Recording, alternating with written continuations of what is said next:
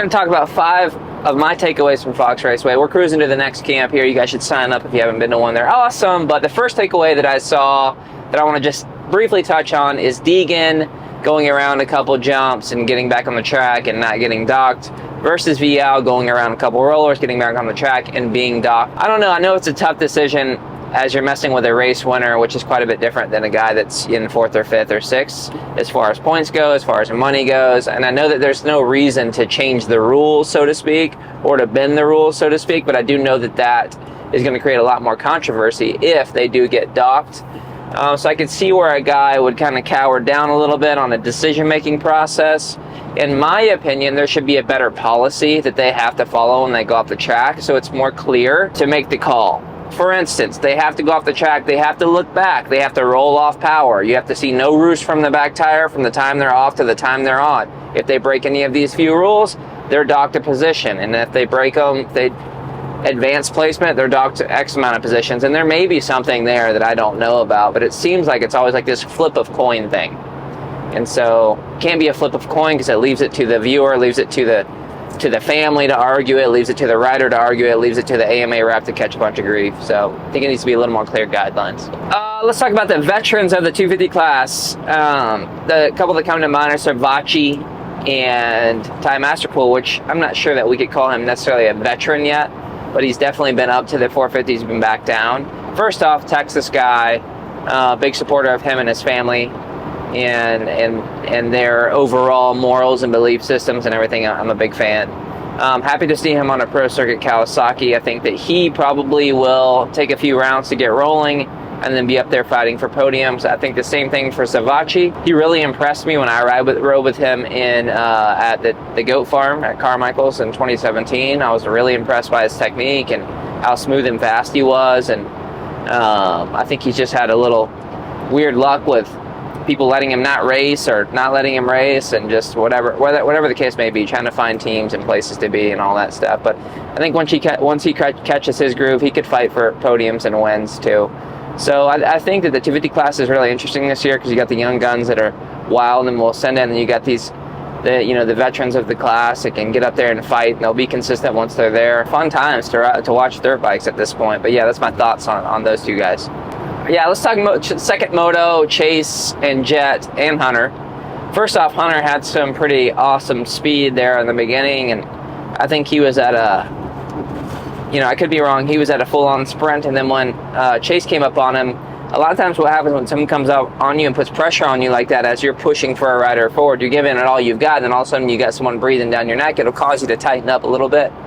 And all it takes is a few mistakes for you to really tighten up and develop some arm pump or lose track of your breathing rhythm and, open the sails. You're going backwards, right? So I thought it was pretty impressive from Hunter to come out first race on a 450 and be that competitive. So kudos to him. And then Jet and Chase, pretty awesome to see Jet just pick up where he left off. I mean, I don't think that anyone's expecting anything different from him. And Chase too. Like Chase, a new bike, really trying to get his confidence back with the bike, it sounds like, and I was really impressed with his riding. I did call it that he was like one major mistake away from losing that. I mean, they're going so fast, it's hard to even fathom that speed. Even at a rider at my skill level where I can go pretty decent, it's like, man, it's crazy that they can do that for 35 minutes. And so it's just one little mistake, and Jet's so good at playing the yo-yo where someone breathes down on his neck and he can pull it out a couple seconds and just go smoothly fast, not sprint and make a mistake, smoothly fast and yank away from them to make them sprint. It's such a cat and mouse game and a kind of a mental play up there, but these guys are so incredibly impressive that I can never take anything away from either one of them. I look forward to Chase catching his groove and winning some motos. I think he definitely can and will do it. I don't think it'll be another perfect season for Jet. Chase is too good to not win some motos, so I'm looking forward to that. What do you see as far as like when someone's riding is starting to break down? Like they're riding on the line. It's really little things on that level. I think things that I'm looking for when a rider when you can see a rider's on edge is just wheel placement, right? If their tires ride a little out of the rut, they ride over the top of the exit of the rut, or they override the entry and they have to brake too late in the corner and they can't get on the gas early enough, or they have to stand the bike up to stay in the rut, or just little things that make a difference for your straightaway speed and your overall flow around the track. I think Jet just doesn't do a lot of that. And I will say that it's easier to not do that without being out front and with a clear track and not getting roosted and not trying to set up passes. There was a very clear point in that moto where Chase, I think if he could have got around Jet, he probably could have put a couple seconds on him. He had some real speed in the middle of that moto. And it's just that track actually looked pretty hard to pass on. It looked like it was really soft in the corner, so the inside lines got deep and good. And then if you go outside, it was a little softer and kind of slowed you down, and it's a longer way around the track. I don't think the track was set up to make passes for someone that's going damn near the identical speed. So I think it's just little things. And I think little things at that level come from bike setup, and little things at that level come from mental errors, and those are all worked out with confidence, and confidence is usually stems from, training and dialing in your technique and being really strong on the bike and having a lot of confidence in your bike staying on the earth and not washing the front end, not washing the back end, getting traction, feeling stable in the bumps, feeling good going fast and rough stuff. So the thing that Chase should look forward to is that Jet won a perfect season last year. He probably is like, I just want my bike from last year. I want to set it up. I won every race, right? And so he probably came into the season with his setup from last year, I'm guessing, right? Where Chase is coming on a brand new bike and was right there, right? And I'm sure there's a lot of room for improvement.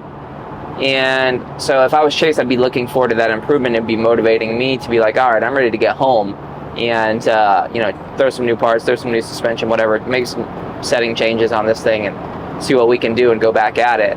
Chad do a perfect season again. I don't think Chad gets another perfect season. I think Chase is too good. I think Hunter might even sneak up in there and get him one. And you've got to consider there's so many guys that, again, can win. Last year, Jack could get a bad start and come through and win. I don't know that that's the case this year. I just don't know that that's the case. I mean, Chase wasn't there. I don't even think Chase was there all of the season last year. I think he kind of came in late and was trying to get it all together last minute and wasn't feeling great about the bike and still was right on Jet, a handful of races. So I think that there's more competition this year. So, and even Aaron stayed with him a good bit of that first moto. Stayed pretty close. Anyhow, he's good. He's really good, and I know all the guys know he's really good. And I think the ones that don't believe that he's better than them are the ones that'll beat him and work towards that goal. That's my thought on it. He is human. He bleeds like all of us. He's very good. He's different than me. I don't believe I can beat him.